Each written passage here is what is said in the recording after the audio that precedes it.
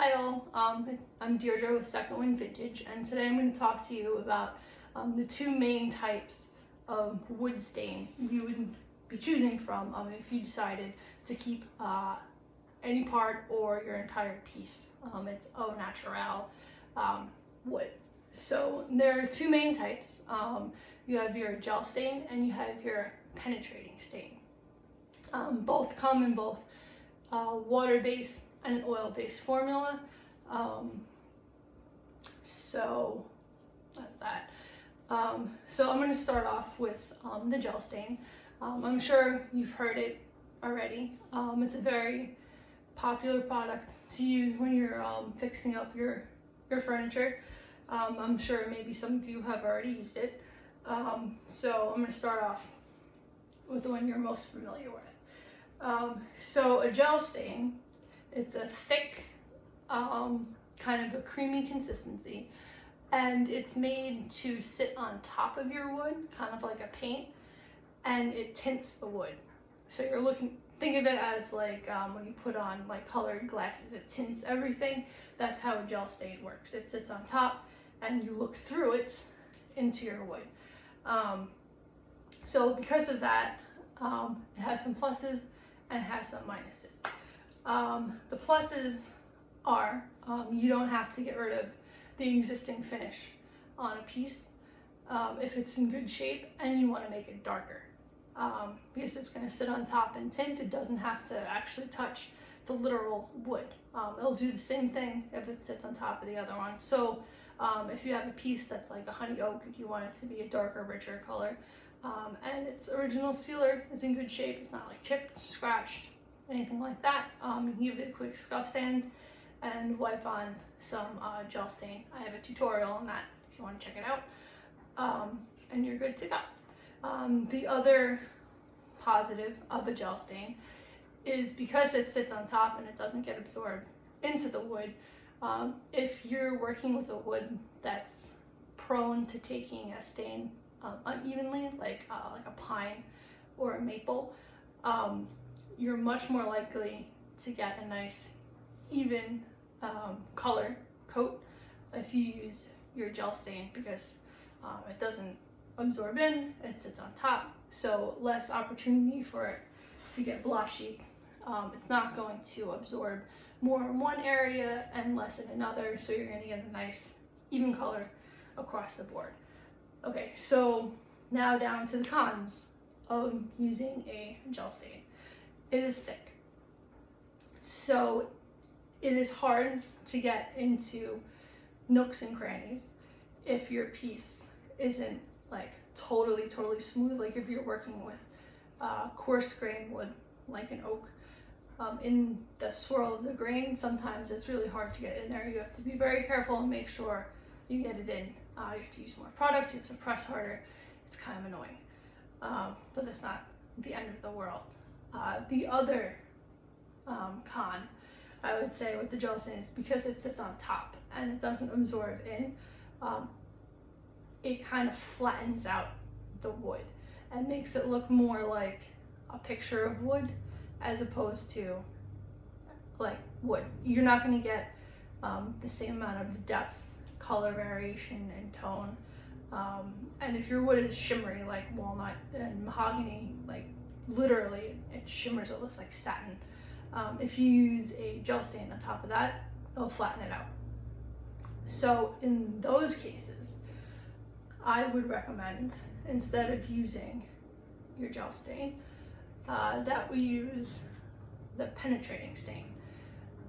Penetrating stain is entirely different animal, even it works differently. So it's a liquid. It's either water-based or oil-based. Although water-based, it's kind of just like a paint wash. So I would not recommend using a water-based.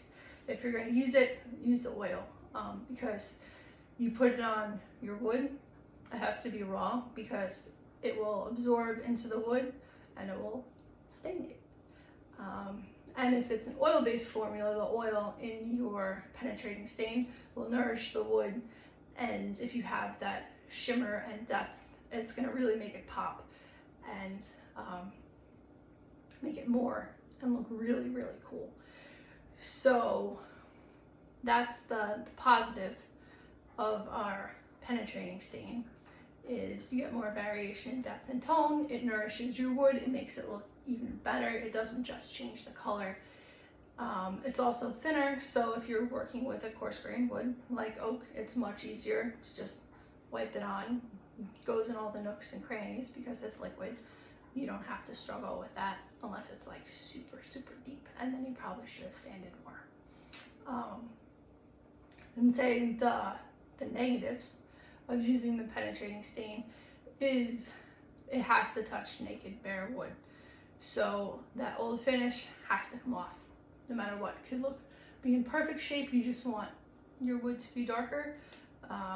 Well, if you put the penetrating, it's just going to sit on it and it's going to be tacky and it's not going to dry and it's not going to do anything. It's just going to be a mess. So the penetrating stain, old sealer, needs to come off. And if you're working with a wood that for some reason it's old and cranky, it's just not having it, or it's a pine or maple and it's just being a jerk and it's not absorbing it all across the board, you might get some blotchiness if you use your penetrating stain. So I'm just going to show you real quick on a bit of wood what each looks like. So this is our penetrating stain. I use Minwax. I just like it better. It's very clear. There's not a lot of color sediment into it, so I find I get a really, really nice shimmery business. You just dip your rag in. As you can see, it's just liquid on there, and then we wipe it on, and it's going to stain, or it's going to absorb into the wood and stain it. Probably should have picked a piece with a more prominent grain. I just picked scrap wood so you could see better, but look at that. So yeah, you can still see your individual grain and stuff like that. It's fairly clear. You just changed the color of it.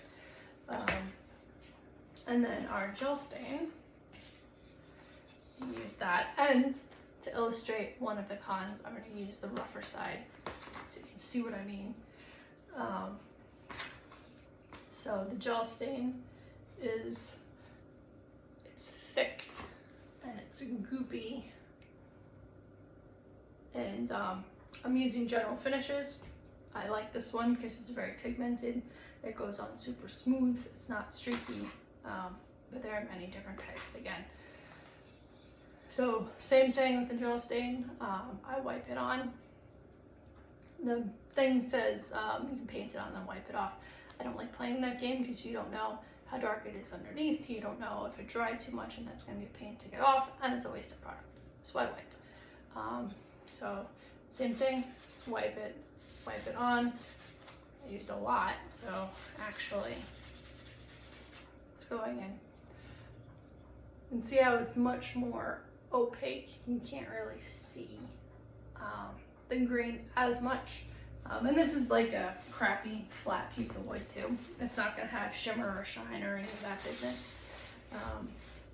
As you can see, like there's little spots where it missed because it was a divot, and you can get them. You just have to press harder, and you just have to be mindful not to miss spots.